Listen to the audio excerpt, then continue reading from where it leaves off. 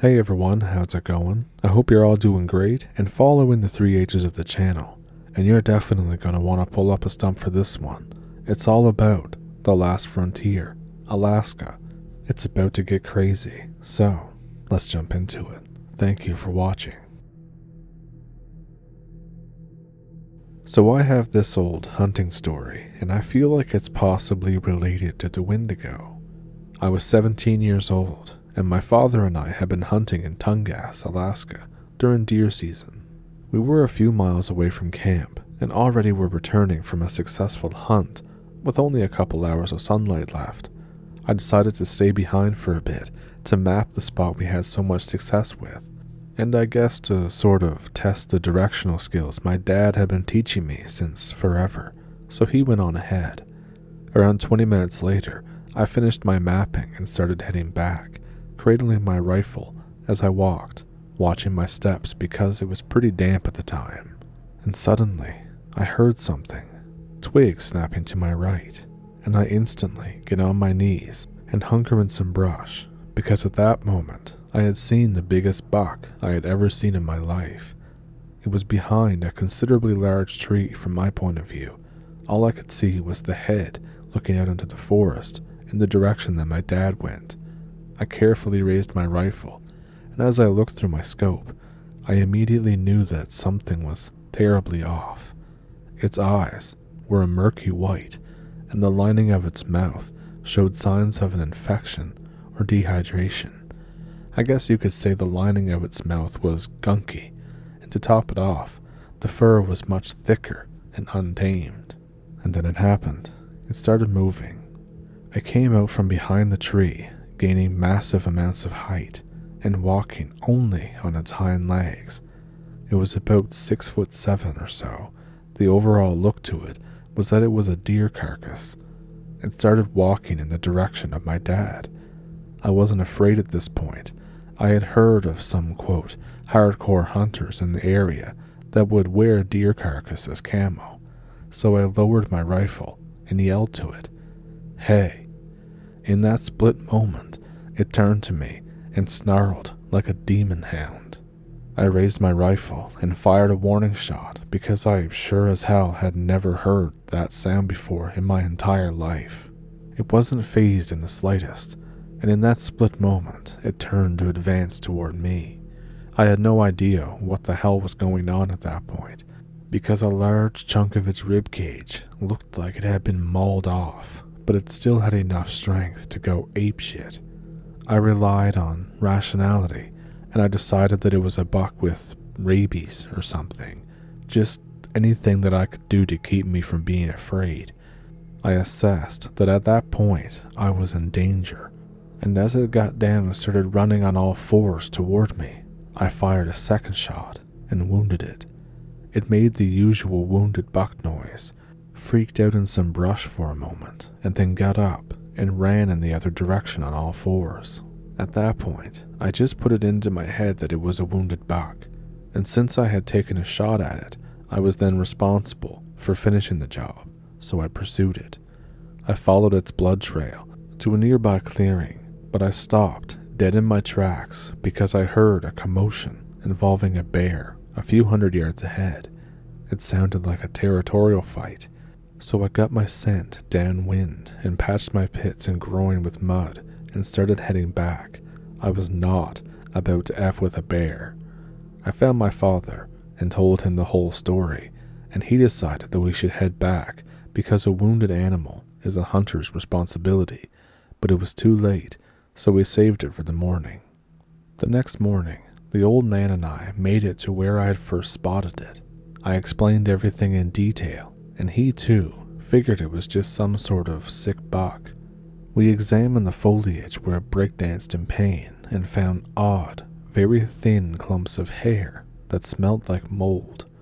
My dad said he'd never seen fur like that before and added some of it to his pouch. Then we followed the blood trail. We got to the point where I stopped and I showed him the direction where the bear commotion had occurred, and he then pointed out to me that the blood trail went in the same direction. We both looked at each other in a moment of relief, because it seemed like that nature may have corrected itself and ended my hunt. We followed the blood to a clearing, and my dad stopped quickly and put his hand on my shoulder and pointed further out, about 30 yards away, to a dead brown bear.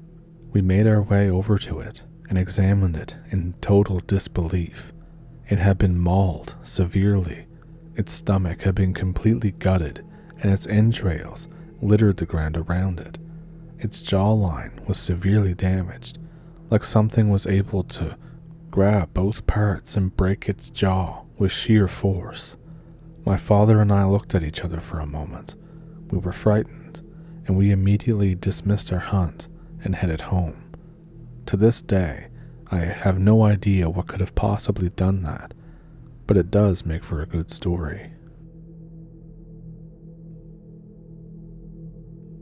So my mom used to work for the NOAA, otherwise known as the National Oceanic and Atmospheric Administration, so we moved around a lot when I was a kid. We ended up in Juneau, Alaska for a few years.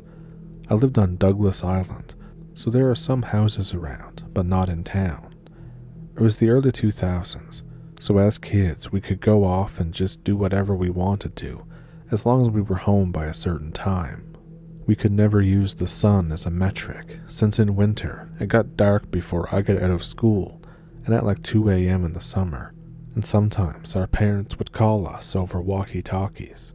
But this took place in the springtime. My grandma had had a stroke and went blind just before spring break, so Mom had me stay at a friend's house while she flew down there. So one day I was hanging out with a few kids in his neighborhood.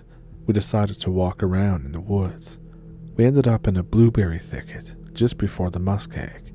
We were just messing around, playing war with the 5 of us, and suddenly we hear what sounds like cooing coming from what smelled like the skunk cabbage. We all head toward it, curious. There's a very small, gorilla-looking thing. We get closer and realize that this thing has no face. It's just a blank white area where the face would normally be on a person. My older friend of ours puts his hand out and moves closer to it, and it does the same. We realize then that its fingers are webbed, and the closer he gets, the more time seems to slow down. Eventually, time seems to just stop. We're looking at what is basically the creation of Adam, the painting, but a middle school boy with a weird ape thing. And suddenly, time fast forwards, and we're all sprinting out of the forest toward the house, screaming our heads off. We make it to the road and keep running.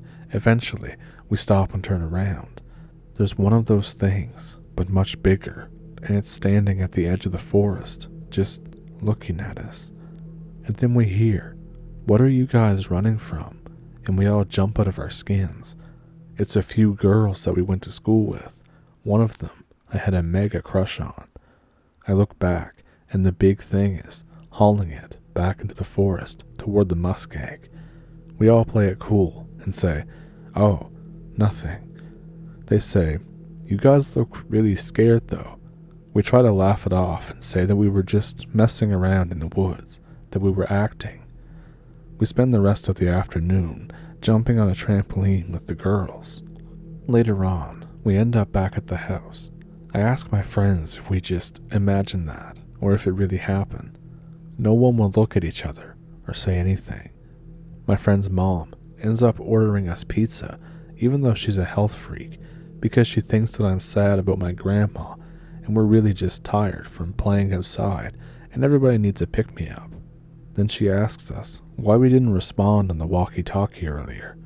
I realize that in the fracas of everything, we dropped the thing.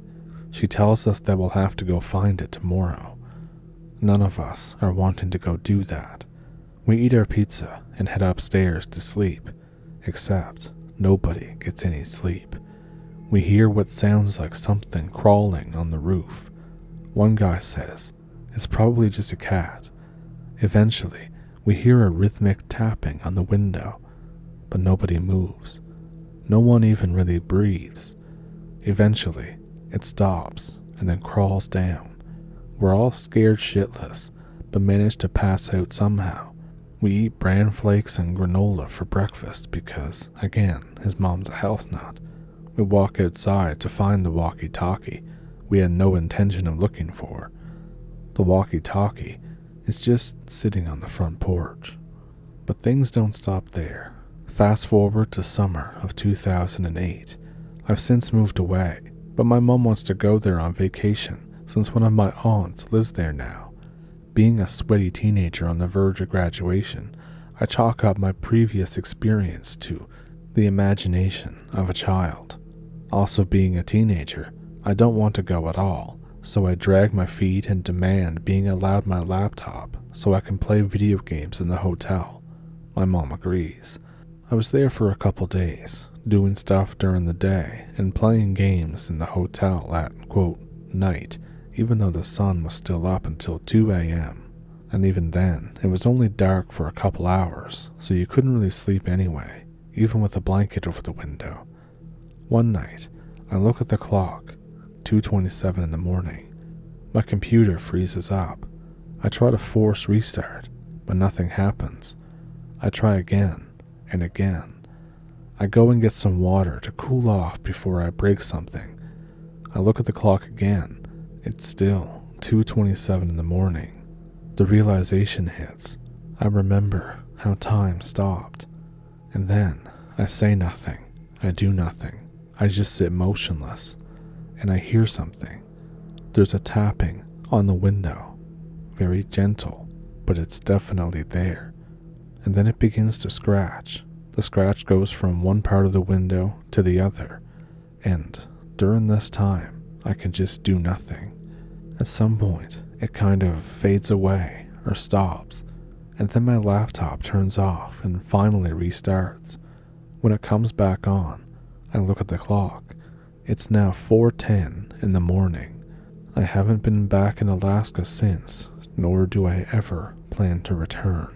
Screw that.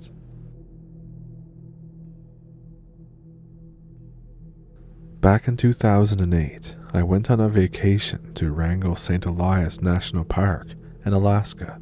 The cool, fresh air, beautiful scenery, and vast expanses of wilderness seemed ideal for my vacation from a tedious desk job back home. I'd saved up for years to finance this trip. I wanted my stay to be perfect. I left in late August to fly from my home in Alabama to Alaska. Everything was going great. My flight was smooth, and I set out on my camping trip, alone, into the wilderness on September 1st. I hiked about 13 miles the first day, and I set up camp among a large area of black spruces. I started a small fire to cook some food around 6 p.m. I still remember how I felt, overjoyed that I was away from my stressful life. I laid back on the ground and looked at the stars through the trees and listened to the fire crackle. It was a while before I began to notice the quietness of the rest of the forest. No insects, no birds, no anything, really. All I could hear was my breathing and the fire. Not even a breeze met the branches of the spruces. Later on, I'm not sure what time, I was woken up by a noise off in the distance. I'm not sure what it was, maybe a falling tree, but it was fairly loud. I didn't hear it happen again within 5 minutes, so I went back to sleep, thinking that it had maybe been a part of my dream. That next morning, I woke up early just as the sun was coming up. I inhaled the fresh Alaskan air, and I got up to make some breakfast before packing up and continuing on my hike. By the end of the day, I had moved 9 miles from my original camping spot. It was a much slower day, but I enjoyed taking time and soaking in the scenery. I still hadn't seen any signs of wildlife, however. I didn't even see a bird flying above me or insects buzzing around, but I still didn't dwell on it. I felt like that I was in heaven.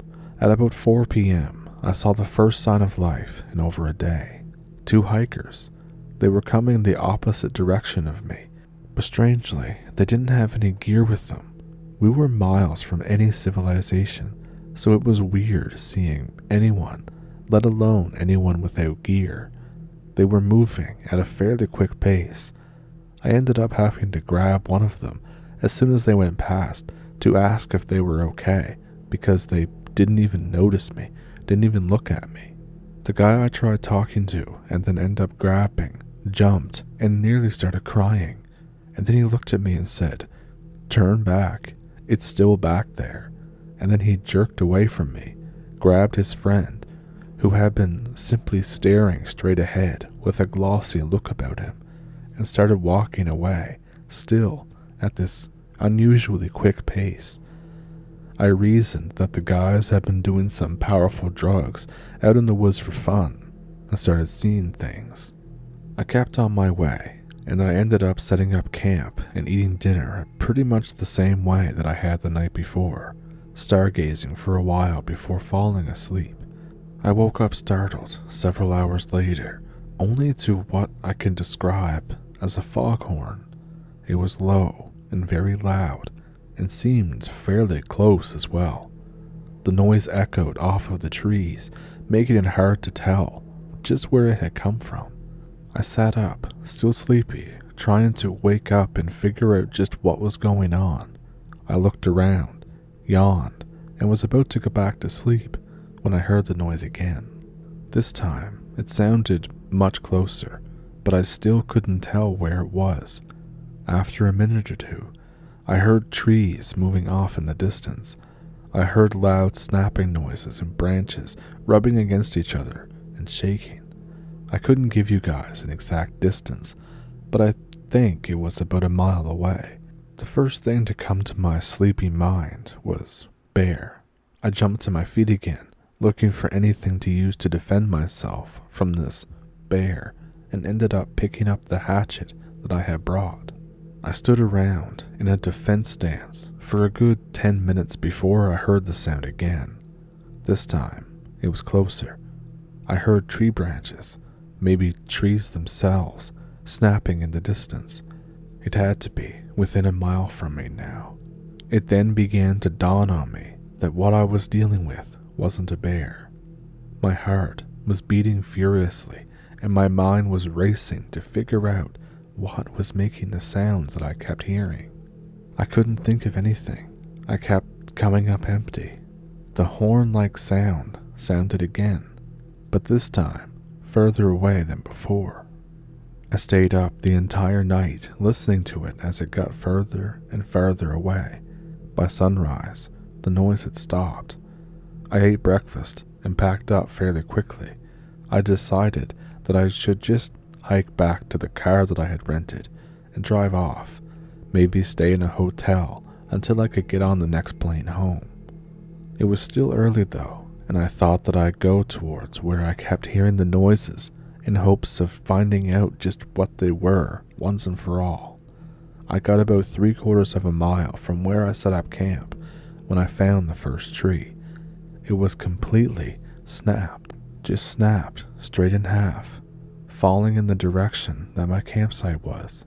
I continued on, finding more and more snapped trees. They made a trail, almost, that I started to follow, not thinking about the daylight that I was wasting moving along the fallen trees. The trail went on for miles, filled with nothing but fallen trees and these weird holes, like if a tree had been uprooted along the way. I figured whatever had been here had started throwing trees as well as knocking them over. By the time I noticed it was getting dark, I had almost reached the end of the trail. I kept walking, exhausted from my sleepless night. In fact, I was so exhausted that I didn't even really realize when the trail had stopped, and I ended up deciding to camp there for the night, next to a large, tall tree. It was much larger than the spruces surrounding it. It looked nothing like any evergreen I had ever seen, and its trunk was blacker than the night sky. I decided that the tree had been a victim of a fire. It had plenty of branches, and my idea of setting up camp near it was so that I could climb it in case whatever had been knocking trees over decided to come back. At the top of this tree was a hole, similar to the one you might find in any tree, and it looked large enough for me to climb into and hide in if I could reach it. I set up my plan. I ate a little bit of food and then passed out, planning on heading back as soon as I woke up. Now, to be honest, I'm not sure how long I slept. I must have fallen asleep around 8 p.m., so it must have been about 3 a.m. when I woke up. I was asleep on my back, clutching the hatchet in one hand, when I felt the ground tremble. You know that scene from Jurassic Park, when the ground started shaking when they were in the jeeps? It felt and sounded just like that, and it was right on top of me. I was pretty disoriented at first from being woken up, but I soon got a hold of my senses. I clutched the hatchet even harder, and I tried to open the tent that I was in, when an extremely bright light appeared right above me. It was blinding, partly because it was just a bright light, and partly because my eyes were only adjusted to the darkness. I somehow managed to get the tent open with the full intent of running as fast as I could, and as soon as I did, I looked up, trying to get a quick look at whatever the hell was standing over me. A bright yellow light was coming from a large oval hole in what appeared to be the tree that I had planned on climbing. Only the tree, at least it was supposed to be, about 10 feet away from me. The light hovered, I think, about 70 feet above me. I didn't look much longer because I got out and started sprinting through the woods as fast as I could manage. I lost the hatchet at some point, but I don't think it would have done much good. As I ran, I began to feel the ground quake like it did before, at intervals of around once every 5 seconds. Whatever it was gaining on me, but I didn't have time to think about that because the noise sounded behind. It was incredibly loud. It sounded like it was directly behind me. I tried to scream, make any noise really, but nothing came out. Then I ran right into something, and I tumbled to the ground. I immediately tried to get up and keep running, but I soon realized I was tangled up in someone's tent, which was apparently abandoned. It was then that I realized I was once again bathed in the yellow light. I looked up to the light, shielding my face with my hand, and got a better view of what had been following me. The tree I had camped by was standing in front of me, bent so that the light from what was apparently the hole I had planned on climbing in sent a beam directly on top of me. The trunk of the tree, if you can still call it one, was split to form what I can only describe as legs, each one making a rather deep imprint in the earth, like what I saw during the trail of broken trees. This tree also seemed to have arms, long or thin branches that hung loosely by its side. The thing stood there, unmoving, and seemed to just stare at me.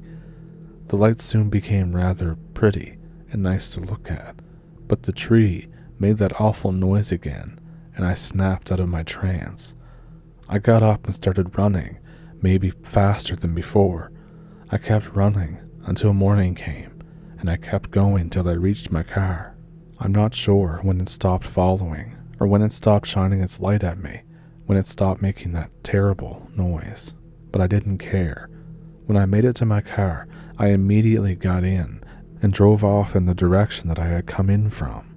I nearly wrecked several times from exhaustion, but I didn't want to stop and risk that thing again. I eventually made it back to civilization. I got the first plane home. I didn't sleep well for the next few weeks. I live in a fairly wooded area. Though I have plenty of neighbors, I had to keep the blinds on the windows closed to keep from seeing the woods outside my house, fearful that the black tree thing that I saw would be standing amongst the pines and oaks. I still have nightmares. I can't go on camping trips with friends. I'm thinking about moving somewhere that's much more open, with much less trees. So, did one of those stick out to you? Let me know which one it was down in the comments. Do you have one of your own? As always, I have an email in the description below that you can send them to if you'd like to. Also down there is a PayPal and a Patreon if you would like to support the channel that way, and super thanks here on YouTube. And of course, just watching the video, liking, subscribing, and sharing, and all that good stuff really helps the channel too. And with that, I think I will see you in the next one.